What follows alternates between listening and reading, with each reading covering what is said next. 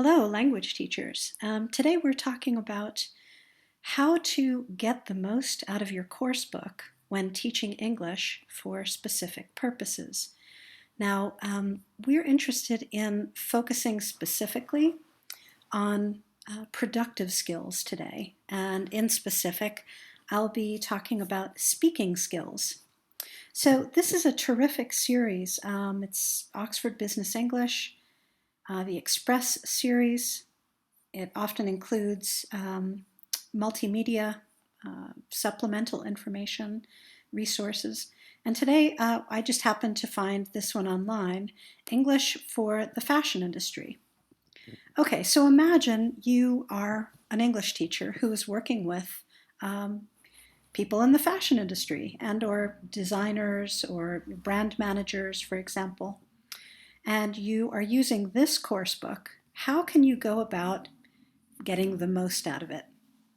Well, the first thing I would do is to look at the topics. So we've got an intro to fashion, the history of, textiles, garment construction, all the way through to events and retail.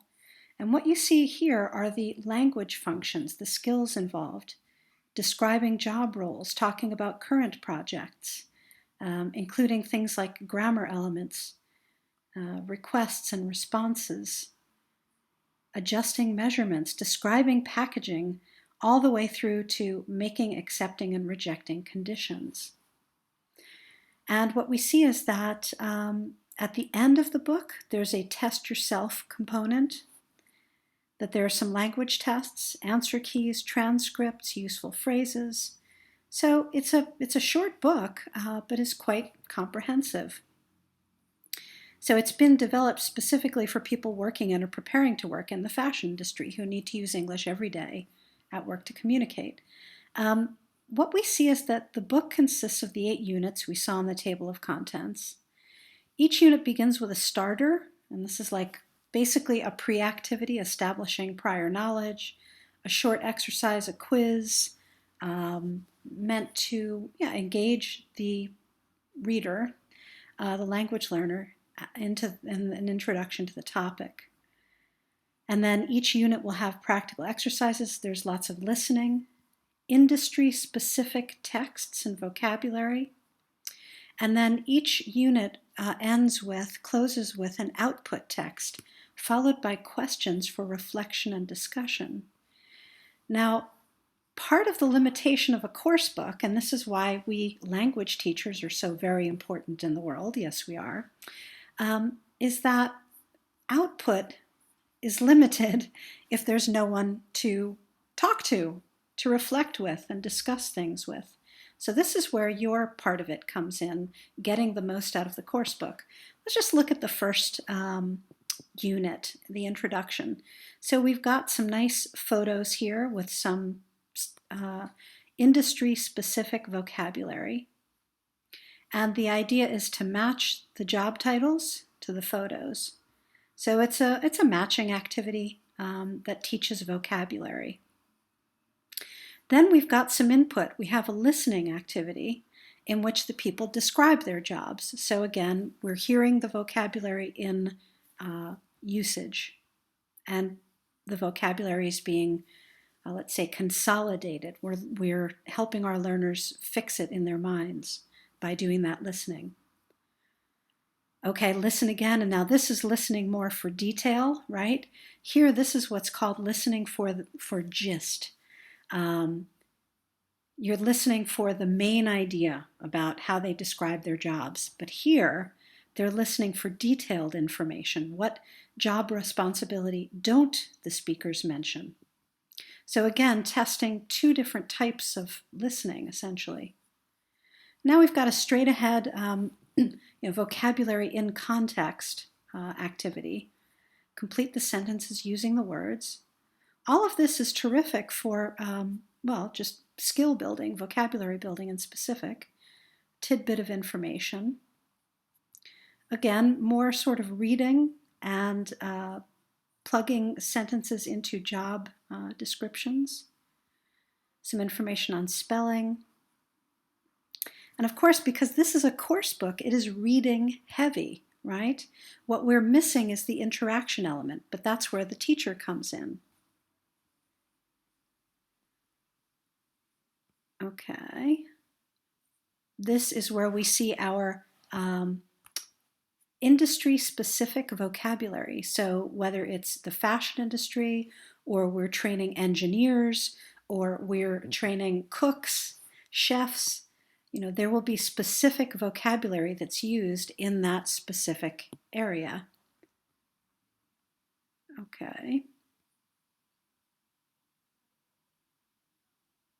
And here then, in order to place the vocabulary in the right context, as it were, and check their answers, the learners are then listening to an audio excerpt.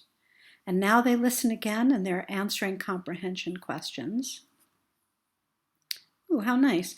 So learning about colors, right? And now here's where we're starting to see some interesting and useful input for speaking skills.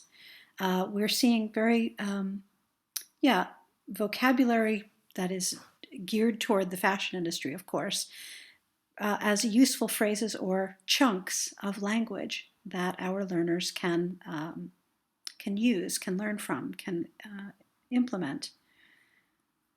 And again, when I say industry specific, or vocabulary for a specific purpose, the word pleats, geometric prints,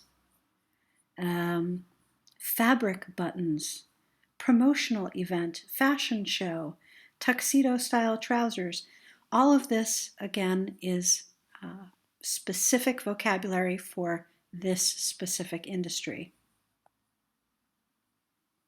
Okay, more vocabulary and matching, more listening, so input, sentence matching, and now the output section. So how is this designed? Well, the learner reads a text, and again, by reading the text, they're learning specific vocabulary for this industry. And now this is the limit of the reflection and discussion. Over to you. But again, if the learner has no one to interact with, how would they go about using this? Well, this is where the teacher comes in. So it is our job to figure out a creative and stimulating way to enable the learners to interact using this material, right?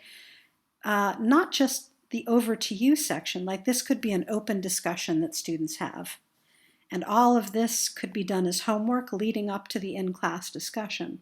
However, some of these activities could also be made, interactive speaking activities in class. For example, you could put the sentence bits on different cards. Each student gets a card. I mean, you'd need 1, 2, 3, 4, 5, 6, 7, 8. You'd need 16 students in your class, ideally. Or if you only have 8, you choose the relevant number, and then each student gets a card or two, and they walk around the room having to match up their sentence halves, right? And then read them out loud and perhaps brainstorm answers. Or read them out loud and see if they can formulate a dialogue. So there are lots of ideas one can take as a creative teacher to be turning this into more activating and engaging activity in class. For example, vocabulary on a card, and then print out the pictures, place them around the room, and students have to match the card they have, place it on, like a pin the tail on the donkey game, for example, to the relevant picture. Again, the course book is your friend, but you have to make it jump off the page, right? It's our job as the teacher in the room to stimulate the learners and create an interactive and fun means of allowing them to get the most out of the course book. I hope this has helped, and keep up the good work.